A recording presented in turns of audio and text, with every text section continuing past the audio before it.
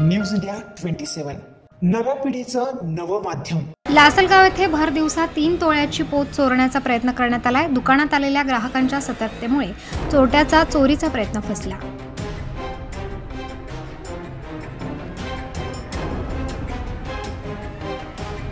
लासलगाव शहरातील मेन रोडवरील रहदारीच्या ठिकाणी असलेल्या एका नामांकित सोनाराच्या दुकानात संध्याकाळी 6 वाजेच्या दरम्यान दुकानदार ग्राहकाला पोत आणि सोने व चांदीची दागिने दाखवत असताना तोंड बांधलेला एक चोरटा दुकानात शिरला आणि दुकानदार आणि ग्राहकाची नजर चुकून 3 तोळ्याची अंदाजे 2 लाख रुपये किमतीची पोत उचलून पोबारा करत असताना दुकानात असलेल्या ग्राहकाने पकडल्याने चोरट्याचा चोरीचा प्रयत्न फसला।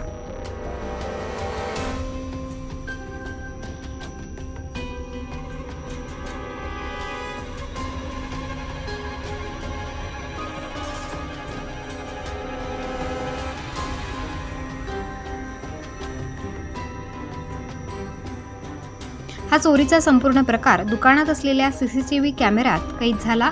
हा चोरटा मनोरुग्ण असल्याचे बोलले जात आहे।